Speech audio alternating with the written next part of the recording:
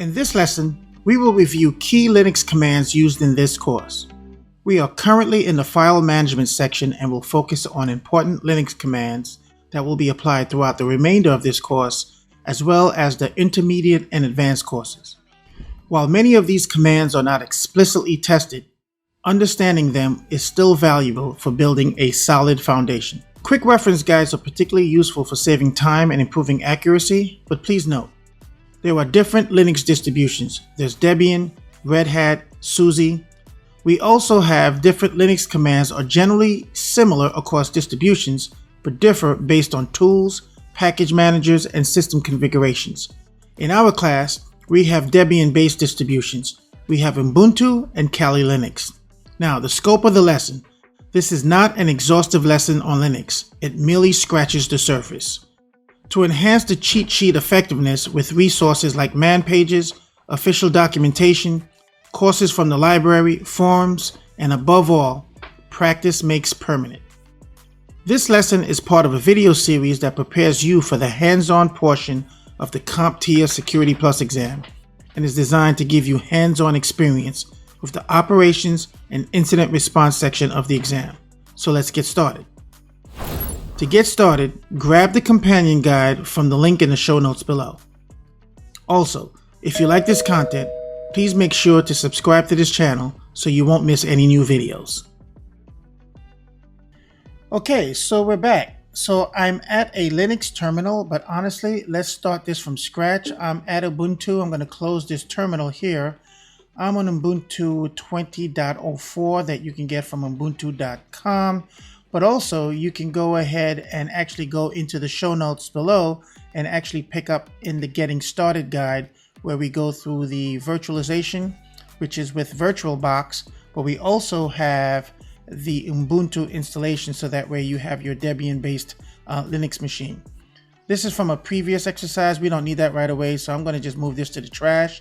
And if I want to get to a terminal, I'm going to go ahead with the Control-Alt-Terminal option, which is Control-Alt-T. As you know, there's a number of ways we can do this. I'm going to maximize the screen, and I'm also going to Control++, so to get the screen command line just a little bit bigger. So I have that check mark done. I'm going to close that off, and now we're going to go to system identification as part of our first cheat sheet. So the first thing we want to do is host name. So I'm going to do host name, and that's going to give me the name of this Ubuntu box. This gives me field position, if you will, and hostname minus capital I is going to give me the IPv4 address as well as the IPv6 address if I want.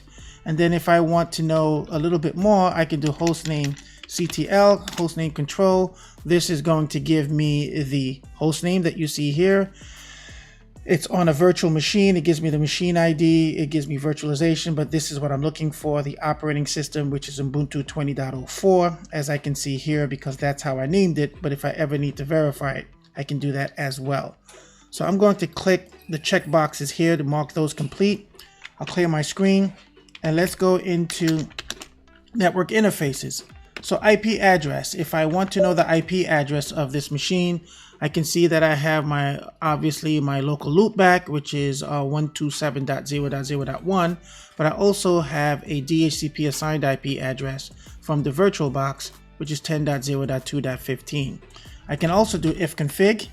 Ifconfig is going to be interface config, so I can do that. As you know here, that's going to give me the IP address as well, which is on this interface, ENP0 Sierra 3, and also the local loopback. So that's another way we can do that as well, in addition to hostname-I. Now, if I'm looking at DHCP, I know this is a DHCP assigned IP address. I'm going to clear the screen so we can get this back on top. I'm going to do DH client. DH client, to just run that quickly, I have to do that in sudo, Control A. We'll talk about that in a little bit. Sudo DH client to put in the IP, my username address, and it doesn't work for me, right? So I'm going to release. So first, let's clear the screen here. So I'm going to clear the screen. I'm going to ifconfig, so you can see that. I'm going to DHCP, DH client, minus R to release that address, and I killed it Then I'm going to run ifconfig again. And you see here, I do not have an IP address. I lost it. So here I had the inet, which is, this is the internet address of 10.06. I released it with DH client -R. And now I do not have an IP address. I'm going to ask it to give me a new one again. So I'm going to clear the screen so we can get this back on top. And I'm going to sudo client, and this time I'm going to do -V. I'm going to ask it for a new one in verbose mode, and it's going to see the full DORA request. I'm going to do a discover, offer request, and acknowledgement. And then I have my new IP address again. And then if I do IP adder, if I can't find it, I'll just type it in. IP adder, I see that I have my IP address. So this is great. These are our network interface details, so I'm going to select that. And keep in mind, if I'm going too quickly, remember we have a number of options here. One, this is a recording, so you can always go back 10 seconds and then jump forward 10 seconds if you want to catch up. You can also slow me down, whatever viewer you're looking at, and just make me 0.75, or you can go 1.0 or 1.25 or 1.5 if I'm going too slowly. Okay, system release and time details. Let's take a look at this. If I want to take a look at the version again, there's another way to do that. LSB_release -A is going to give me the version as well. I just want to make sure that I know what date. So at this point here, this is the date that's being shown here. And I can do the calendar so I can get a sense of where am I and when am I. So I did host name for where am I in terms of host names and boxes, and the when am I is the date and cal. So we're going to clear, do a little housekeeping on this side here, select these boxes to tick them off as our checklist. And let's see how long this unit has been up. I'm going to do uptime. This is going to tell me that I've been up for 1 day, 39 minutes. I have one user and what the average load is. I can see who the logged in user is by doing a who am I. I see I'm logged in with my user ID of F Marin. This is good. If there were other people logged in, I can do a who command to see where we are. And I can also do a present working directory to see where am I in the file system. Obviously, I can do a cd tilde, which will take me home. If I do a present working directory, I'm in a home directory here. Or if I want a cd to root, I can do that as well. And now I'm at the root directory. But I'm going to go back to tilde. cd tilde will take me home. There's no place like home, just like localhost. So this is a quick way to get that. It's not listed here, but now you know that cd tilde will take you to the home directory. So we're going to mark these off. And I'm also going to clear, not here, I'm going to clear on this side. I'm going to just do a quick history, and you can see all of the commands that have been typed to this point. If I want to, I can clear the history -C if I want to clear my back steps here. And if I type history again one more time, that's the only thing that I have is the history command. Okay, so this is great. Review the list of recently executed commands.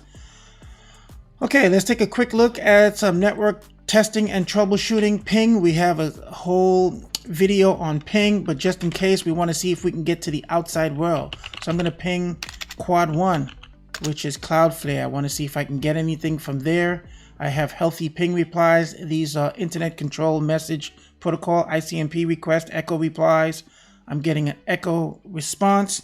I can control Z as in zebra to stop this. This is fine. I'm going to clear that.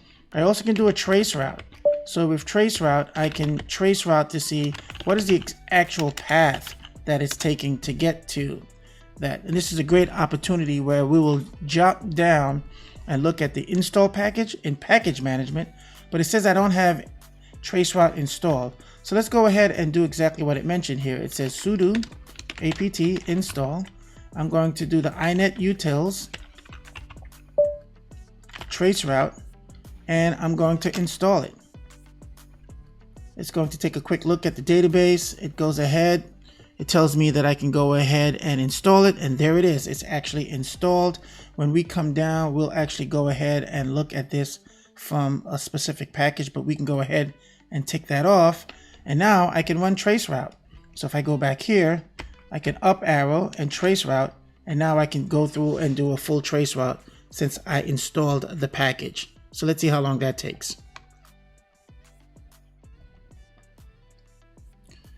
So that was taking about 5 minutes, and I was at 30 hops. I have 64 hops to go. So clearly Cloudflare is not responding to traceroute, and that's okay because we have a full video on traceroute in the video library. The point here is that we can actually trace the route to a destination host and wanted to put it on the cheat sheet as well. So we're going to clear our screen here, and let's do another one in our network testing and troubleshooting, which is netstat. So we're going to do netstat -a to take a look at our connected devices. Once again, we have a full video on netstat. The point here is that we can see systems that are connected to our system at a quick glance using the netstat, and wanted to put it on the cheat sheet as well. That'll be important when we do some more network discovery and reconnaissance. So I think we're pretty good here. We have the history ticked off. Let's go ahead with ping, traceroute, and netstat. Now let's take a look at some system performance. So I'm on the bottom here. I'm going to clear, and I'm going to do top to give us the top processes that are running on the machine. This gives us a sense of what's running. Obviously, I have VirtualBox running with the VirtualBox client, and I have the GUI, which is the Genome shell, which is important. But I'm going to quit out of this here, and I have one called htop as well. Htop is a little bit more user-friendly, and it gives you some color-coded. You may or may not have htop installed. If you don't, it'll prompt you to install it, and you go through the same process we did with traceroute. Sudo apt install htop, and then it'll install it for you as well. So let's go ahead and select these as done. We'll Control Q on this side to get out of htop. Actually, F10 is what it's looking for on this end here, and that's totally fine. I believe I'm still on this side here, so let's go ahead and kill that proper. So I can do Control Z is a way to clear processes or kill them, if you will. And then we're going to look at free memory space in human readable form, and this is the 19G. So this gives us a sense of what our free space is. So we have 147 in megabytes. This is what we have here in memory, and swap space, which is actually writing to disk. So again, this is very high level. I just want to point them out here so that way you have these at your fingertips. As we continue with the course, either these have been discussed already or they will be discussed as we continue in the course. Wanted to create a cheat sheet so that way you could either have these at your reference or you can print them out. Okay, let's quickly go to the file and directory management. We talk about this quite a bit when we go into the course. So ls is going to give us a quick breakdown. If I do ls -l all and history, is going to give it a slightly different. I can see all the hidden, the H is for hidden, not history. And also these are the dot files that you can see here, and also puts it in a slightly different format. I'm going to clear the screen, do a quick ls here. If I want to make a directory, I can make dir. I'm going to call this one my first name. And if you see ls here, I didn't do that properly, but here's the directory I just created. It wasn't here. I made the directory. It is now here. I can cd to that directory, and I know I'm in that directory a couple of ways. One, it tells me at the prompt, and I also can do pwd, print working directory, a present working directory, shows me the full path of where am I. Once again, getting that field position. cd dot will take me up one. If I want to remove that directory, I can do rm -r for recursive, and it's going to get rid of that directory. I do an ls. The directory that was once here is now gone. So this is good. So we can remove directories. We know how to create directories. We know how to list directories. Let's go ahead and quickly create some files. So I'm going to clear. See, there isn't anything here. I'm going to touch a file. So I'm going to touch sample.txt, and it's going to create a file for me. Here's the sample txt. It's going to give me a timestamp. We will use this when we create sample files for test purposes, like when we need to cat a file. In other words, if concatenate is a command that we will look at in detail. If I want to create some sample files, I can do that, and there's nothing in that file. That's why I can't do anything with it. It's pretty empty at this point because we just touched the file. But if I want to touch more files, I can touch sample1.txt. sample2.txt, and I can sample 3.txt. And if I do an ls, you can see all of the files here. If I do an ls -lah, I can see all of the files here. They're sitting in my home directory, which is the tilde. And I can see that here. I'll clear the screen to bring that back on top. If I do a present working directory, I can see I'm in my home directory. If I do an ls, I can see my sample files. So that's the touch. Let's go ahead and take a quick look at this in the tree command. In the tree command, not here, I want to do it over here. In the tree command, it's going to show me, if I spell it properly, it's going to show me my files in a tree format, as if this is the root, these are the branches, and these are the leaf objects. So I have some cleanup that I can do here. This is from my home directory. So to make things a little bit simpler and easier, let's do some cleanup at this point. I know we're familiar with the touch file and we're familiar with tree at this point. So let's clear, and I see in the backup folder. I'm going to clear. Actually, I'm going to change to the backup folder. So cd tilde. So I cd tilde backup. I do an ls. I'm going to clear here. ls, and I want to remove all of these files. I'm going to remove, and if I want to remove everything in here, I can just do rm, and because they're files, I'm going to do star that star. That means anything with a whatever name dot whatever extension file is going to be removed. It's going to be particularly dangerous, but it is now gone. I can do a tree on here, and I see that not much in here, so cd dot dot space dot dot, and then I do a tree here as well. Okay, this is looking pretty good. In my home directory, I see in the present working directory, I'm in fmerin. I'm going to cd to backup, and there isn't anything there, so that looks pretty good.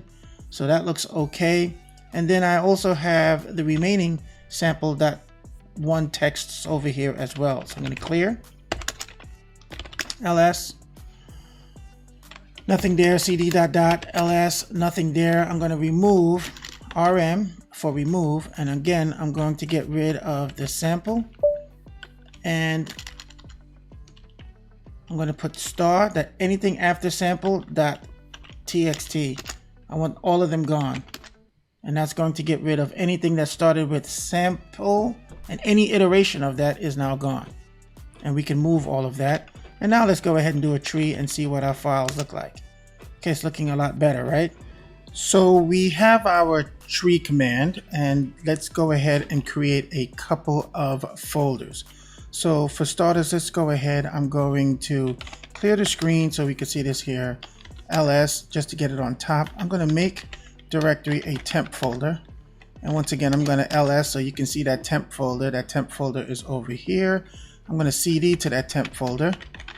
And there isn't anything in there. I'll do an ls, and I'm just going to touch some files. So I'm going to touch a temp.txt file, bring that up, make that a 1.txt. I'm going to make that a 2.txt, and then make that a 3.txt for a total of 4. If I do an ls, you see I have temp1txt. That's pretty cool. And I'm just going to use the tree command again so you can see what that looks like up there. So actually I should go back to the home directory, and I'm going to tree the command, and you can see down here we have our temp files in the temp folder. I'm going to create another folder, and we're going to call this one hold. Make directory hold. That's also going to be a temp folder. I'm going to clear the screen and tree again, so you can see there's a hold folder here, nothing's in it, and we have the temp folder. So all of this is to demonstrate the move file. So we're going to move from a source folder, in this case it's the temp folder, and we're going to move to a destination folder, which is the whole folder. So we'll make this real simple. I'm going to type the move command, mv. So it's mv tilde, the temp folder, star. That means any name file with any extension, in this case, all the temps.txt, and we're going to move that to the hold folder. So we're going to do a tree again, and what we should see is exactly that. So originally it was here in the temp folder, and now it went from the temp folder, and now it went to the hold folder. So that's our move command, really simple. I can copy those back if I wanted to, so let's go ahead and not here. I'm going to go back and just do a command Z so we can get back to where we need to be, right here. On this side here, I'm going to clear. Do the tree command again, and tree command is just to show you it here. Usually I just use ls, and now I don't have anything in the temp folder. I want to move and copy from the whole folder to the temp folder. So what I'm going to do here is use the copy command, cp, and let's go ahead and build that out. Okay, so I did cp, copy, tilde hole, star at star, anything in that whole folder, and now I move it to the temp folder. If I do an ls, I can see the folder structure. If I do a tree, you will see now I have both. It wasn't here before. And in the temp folder, I have a copy in hold and a copy in temp. So that's our move command, and that's our copy command. You do quite a bit of this in the Linux program. Okay, once again, I don't want to do that. So I'm going to come over here. I'm going to clear. I'll move this over to the side here, and let's go ahead and do some housekeeping. We did the ls command a few times, so we're looking pretty good. I want to make sure I don't have any mistakes up here. All our check marks are looking pretty good from a command perspective. Let's go ahead and do some package management here. So let's go ahead and update the package list for package upgrades. So let's go ahead and do a sudo apt update. Put in our password. So it tells us that all packages are up to date. So we look pretty good. So there's no harm here. We're in good shape here, but might as well, just for fun, let's just see what packages are upgradable. We already know the answer to that. Nothing here. We'll just skip this part here. Because everything is up to date, we don't have to worry about the upgradable, but this would have listed all packages with available updates. So we're good to go here because all of our packages are up to date. So we'll go ahead and select these as our housekeeping. And now we're going to see if we want to upgrade to newest versions of packages. I'm going to clear, and let's just do sudo apt upgrade. Now this will take a while. Now this looks pretty good. There is nothing to upgrade, 0 upgraded, 0 installed. So we're looking good here. And then if we want to get a list of all of the packages that have been upgraded, we can take a look as been installed. Apt list. This is a list of all of the packages that have been installed. So for example, we were using ifconfig before, and that's part of the nettools package. So this is part of the nettools package. So if we wanted to uninstall that, we can go ahead and use that command. So I'm going to just clear here, and let's go ahead and see what that looks like. So if I wanted to remove a package, it's going to be sudo apt remove, and it's going to be nettools. It asks me if I want to confirm, uppercase Y.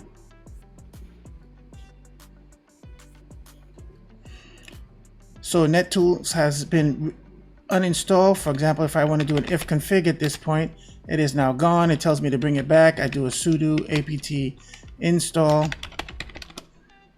nettools, and now I have installed that machine. And of course, if we want to reboot the computer, we can go ahead and do that. I can just go ahead and sudo reboot, and that would reboot my computer. I don't want to do that, but if I hit enter now, it'll just restart this computer. So now we have the package management done. Let's go ahead and take a look at archiving and compression. So let's go ahead and clear our screen. We're going to take a quick look at the tree command again, and we see we have this folder called hold. Now I may want to back up this whole folder. So if I wanted to do that, I can use the tar. It creates an archive of that, and the command is what you see there. We're going to tar. We're going to use a couple of commands here. The minus is to create. We're going to be in verbose mode. We're going to force that, and we're going to put the path of the file. In this case here, that's the name of the file. It's going to be hold.tar, and we're going to say what folder are we trying to compress. And it goes ahead and lists it, and it also gives me an ls, and here's my file right here. So this is a one file that what is comprised of all of these files right here into an archive. And of course, if I want to remove that, or if I want to extract it, let's go ahead and see that in real time. So I just want to quickly go into the temp folder. You see that there isn't anything there. We have the temp files there.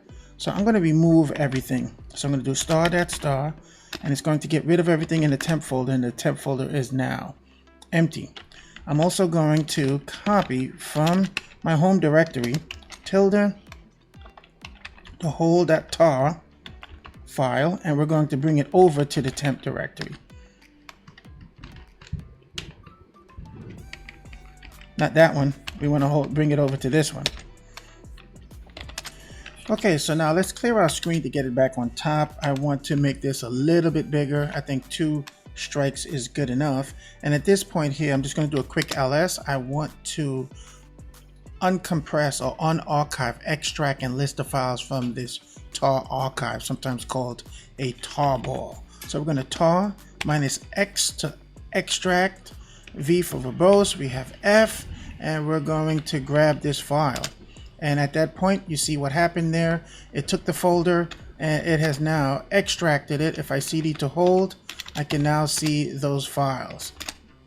Excellent. So now we see how we can archive, create an archive of a bunch of files into one file. And this is how we can uncompress them or extract them.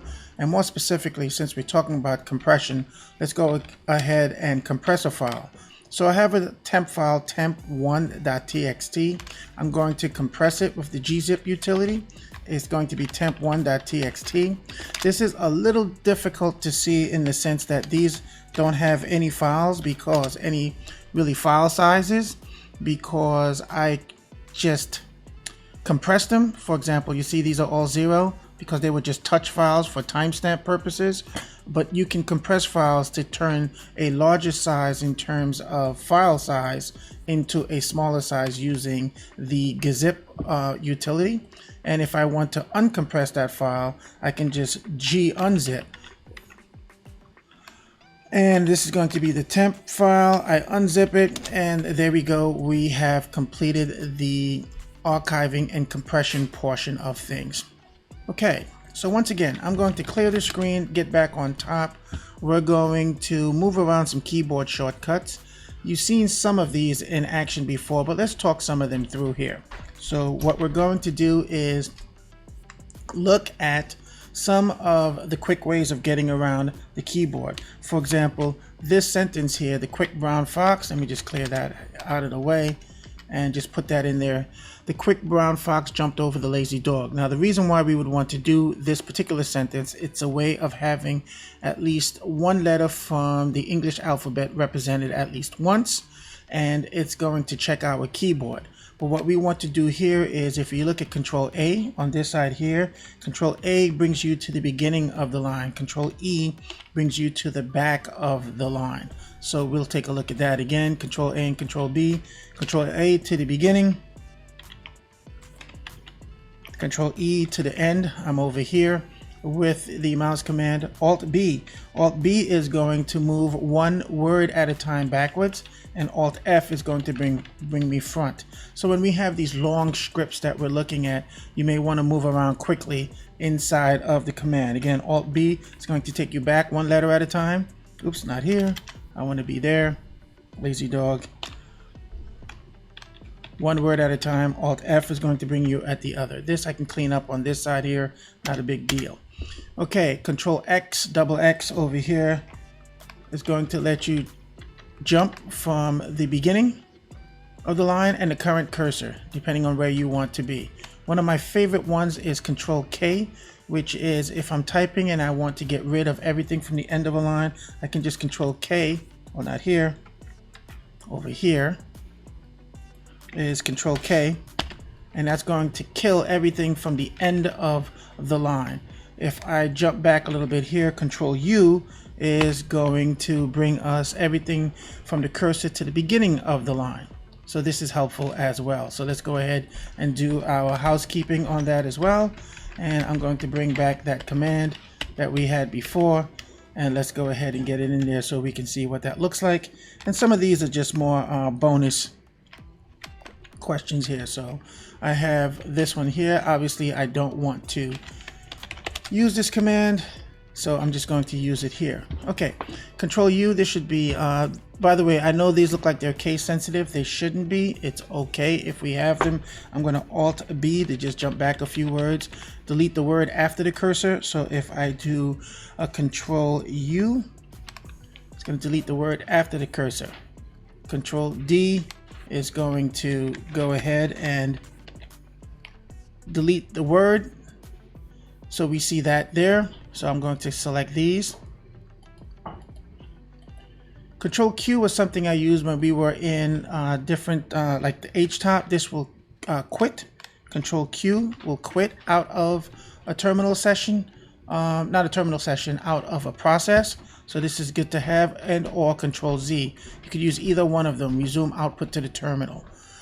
Control C might be something we will need, is terminate the current running process. And Control D will put an end to all of our sessions. For example, if I Control D, I Control X out of this here, and I Control D, it's going to exit the jobs, log out, and the terminal input. Sometimes these differ a little bit. Then you can go ahead and explore the other ones. This is different depending on some terminal configurations. However, I wanted to list it as an option on the cheat sheet for you to continue to explore.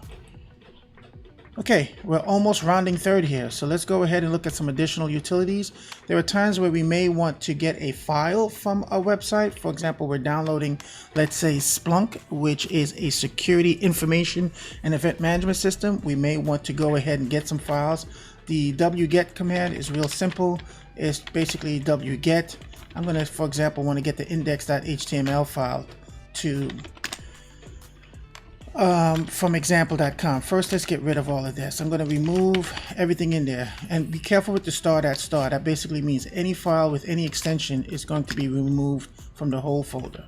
I'm going to wget.www.example.com, and I want its index.html file. And it couldn't find it. Hypertext markup language. And I can just Control K here to get the rest of that. And what it did was it went in, and you see we didn't have it before, and what we have here now is this index.html. We'll run the cat command in a specific environment, in a lesson specifically on cat, but I can look at the contents of that file and I see that I have downloaded a file.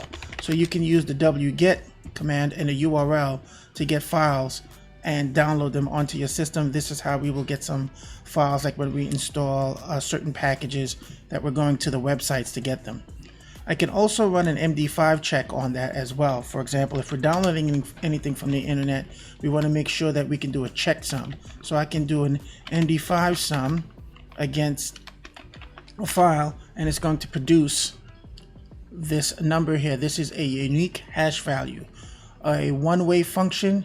Variable length input gives me a fixed length output. I can verify this number is unique to this particular file, and we can check file integrity or corruption or lack thereof by running a hash.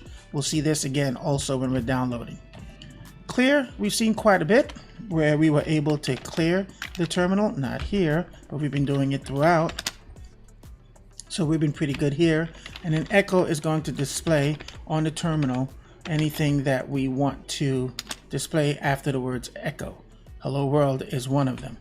And then last but not least, if we want to shut down the terminal, we can do a shutdown command. Usually it asks you for sudo, or in this case here, it's going to shut down. If I want to cancel it, I can do a -C, and the shutdown command has been pulled back. So there you have it. As with many Linux commands, as you see, this is just the tip of the iceberg.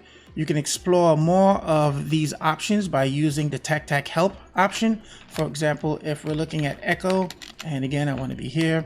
If I'm looking at echo, I can just do tac help and it's going to give me a little bit more information. In this case here, echo is a bad example. Let's use cat, and it's going to give me some help files on that. So I continue to build on this knowledge. Consider experimenting with these commands in the terminal, applying them in real-world tasks. You look at files, troubleshooting, and that's it. You now have a list of commands to practice with. Experiment with them at your own leisure, and I look forward to seeing you at the next class.